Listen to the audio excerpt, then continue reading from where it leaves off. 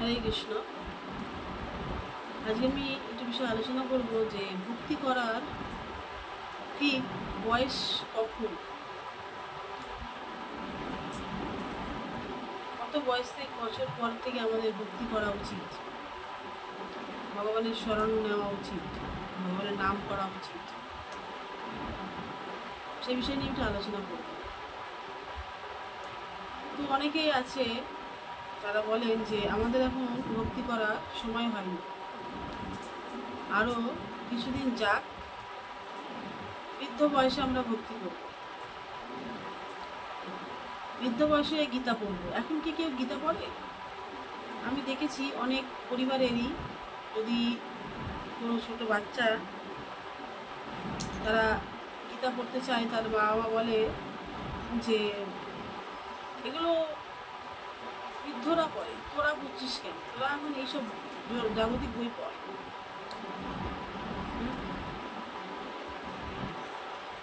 কিন্তু আমাদের শিক্ষা দিয়ে গেছেন প্রহ্লাদ মহারাজ এবং ধ্রুব মহারাজ।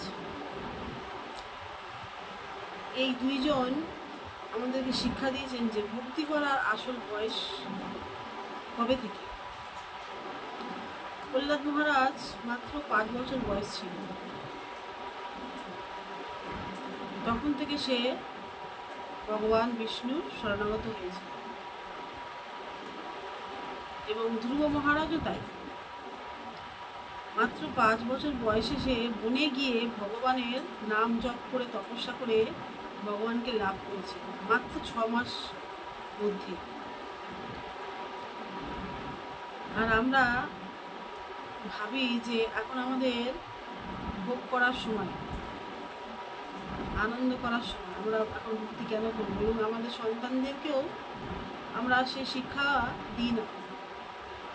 কিন্তু কেউ যদি ধ্রুব মহারাজ বা প্রহ্লাদ মহারাজের চরিত্র পড়ে বা শোনে, তখন আমরা জানতে পারবো যে আমাদের সন্তানদের বা আমাদেরও কীভাবে ভক্তি করা উচিত এবং কত বয়সের পর থেকে আমাদের ভক্তি করা উচিত। তো আমরা অনেকে শুনেছি যে প্রহ্লাদ মহারাজ কীভাবে ভগবানের শরণাগত হতেন। সর্বক্ষণ সে বিষ্ণুর নাম করতেন, বিষ্ণুর আরাধনা করতেন। সে একজন অসুরের পুত্র ছিলেন, হিরণ্যকশিপু। কিন্তু সে কি করে ভক্ত হলো? হিরণ্যকশিপু একজন মহান অসুর ছিল, তার পুত্র কিভাবে একজন কৃষ্ণ ভক্ত হলো, সেটা সবারই চিন্তার বিষয়। ভাগবতে আছে, বর্ণনা করা আছে প্রহ্লাদ মহারাজ নৃসিংহদেবের চরিত্রতে, যে একসময় হিরণ্যকশিপু তপস্যা করতে গেছিল পাহাড়ে।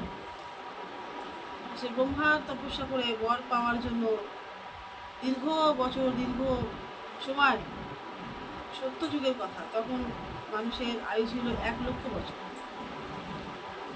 তো হিরণ্যকশিপু তপস্যা করতে শুরু করেছিল, তখন তার স্ত্রী গর্ভবতী ছিল, প্রহ্লাদ মহারাজের মা।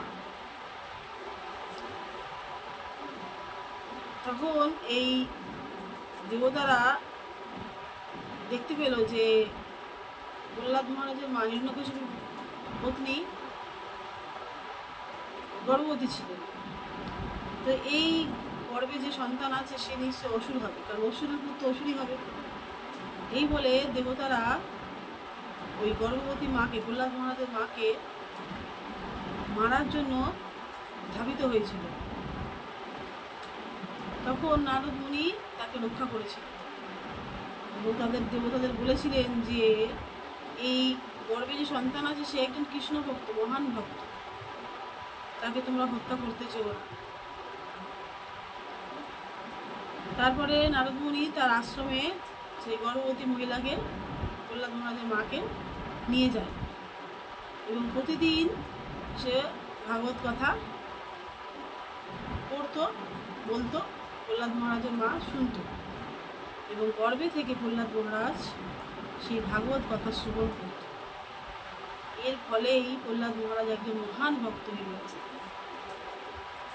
আর যখন হিরণ্যকশিপুর ব্রহ্মার কাছে বর পেয়ে চেয়েছিল যে আমি অমর হতে চাই, কিন্তু ব্রহ্মা তখন বললেন যে আমি নিজেই অমর না, তাহলে আমি তোমাকে কিভাবে অমরত্বের বর প্রদান করব।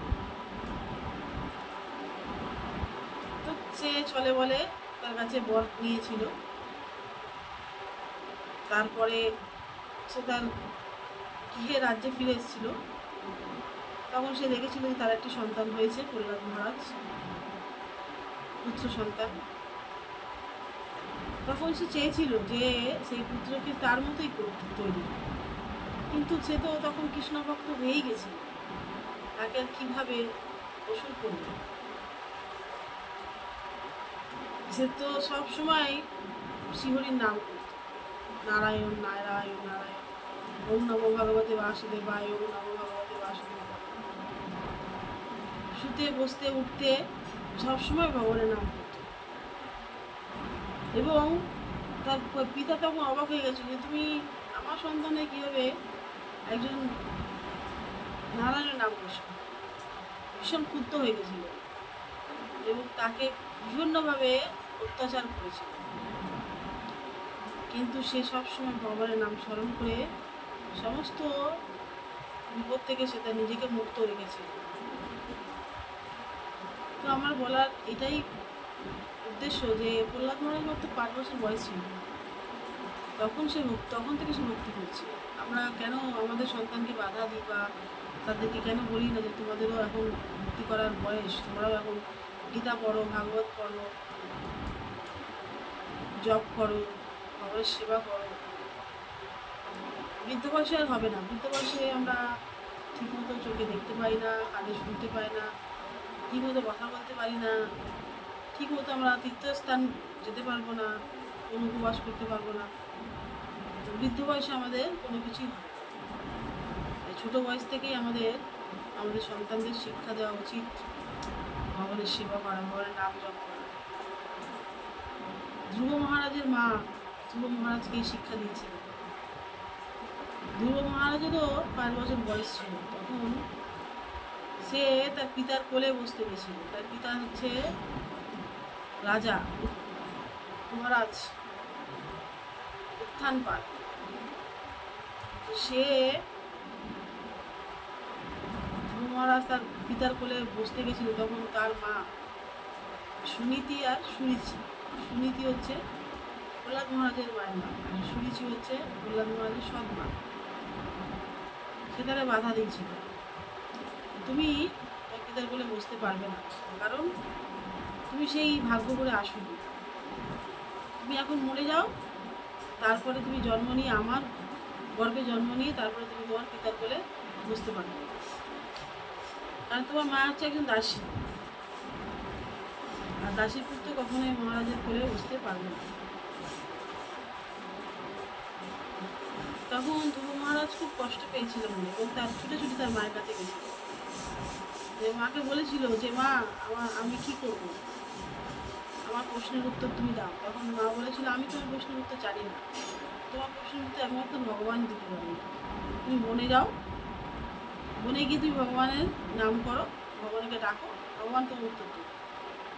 তার মা কিন্তু তাকে পারত, 5 বছরের শিশুকে বনে পাঠিয়ে দিল, তাকে আটকাতে পারত, কিন্তু তাকে তার মা আটকায়নি। আমাদের সন্তানদের এরকম করা উচিত। কোনো সন্তান যদি মন্দিরে যায় বাবা মা তাকে বাধা দেয়, সেটা করা উচিত না। তখন সে বনে গেল, ছুটতে ছুটতে বনে যায়। বনে গিয়ে কি করবে না করবে ভগবান তো সবই দেখছে। তখন ভগবান নারদ মুনিকে তার কাছে পাঠালো। নারদ মুনি তাকে বললো যে তুমি এখানে কি করছো? তখন বললো আমি ভগবানের তপস্যা করতে চাই, ভগবানকে আমি কিছু জিজ্ঞাসা করতে চাই, আমি অনেক ধনী হতে চাই। আমার পিতা মহৎ অর্থাৎ ব্রহ্মার থেকেও আমি কিছু পদ লাভ করতে চাই। তখন নারদ বলল তুমি কী করে করবো, তুমি ছোটো একটা শিশু, যাও বাড়ি চলে যাও, তখন এখন খেলাধুলা করার বয়স। বললো না, আমি এখনই থেকে ভগবানকে ডাকবো, স্মরণ করবো। তখন নারদমুনি বললো ঠিক আছে, আমি একটা মন্ত্র তোমায় বলছি, এই মন্ত্র বলে তুমি ওখানে বসে ভগবানকে ডাকো। তখন নারদমুনি তাকে দীক্ষা দিলেন এবং মন্ত্র দিলেন, ওম নমো ভগবতে বাসুদেবায়। এই মন্ত্র দ্বারা ধ্রুব মহারাজ 3 দিন অন্তর সে কখনো গাছের পাতা, কখনো গাছের ফল, কখনো জল পান করে তপস্যা করতে, ভগবানের নাম করতে। এইভাবে ভগবানকে সে লাভ করেছিল মাত্র 6 মাস বয়সে। 6 মাসের মধ্যেই ভগবান তাকে দেখা দিয়েছিল। ভগবান যখন তাকে দেখা দেয় তখন ভগবানের রূপ দেখে ধ্রুব মহারাজ মানে আশ্চর্য হয়ে গেছিল যে এত সুন্দর রূপ ভগবানের। তখন আর তার মাথায় আর কোনো চাওয়া পাওয়া ছিল না। তখন ভগবান এসে তাকে বললো তুমি কি চাও বলো। তখন ধ্রুব মহারাজ বললেন যে আমার কিছু লাগবে না, আপনার দর্শন পেয়ে গেছি, আমি আর কিছু চাই না। তখন ভগবান বললেন যে না, তুমি যেই উদ্দেশ্যে এখানে এসেছো, আমাকে ডেকেছো, সেইটা তুমি বলো। তখন ধ্রুব মহারাজ বললেন যে না প্রভু, আমার আর কিছু লাগবে না, আমি যেন আপনার সবসময় স্মরণ করতে পারি, সে আশীর্বাদ আমাকে দিন। তখন ভগবান বললেন যে হ্যাঁ ঠিক আছে, সেটাও তুমি পাবে, এছাড়াও তুমি যেটা যেন তপস্যা করেছো সেটাও তুমি পাবে, তুমি ব্রহ্মার থেকেও উঁচু স্তর পাবে। অর্থাৎ ব্রহ্মা তো ব্রহ্মলোকে থাকে, তার উপরে স্তর হচ্ছে ধ্রুব মহারাজ।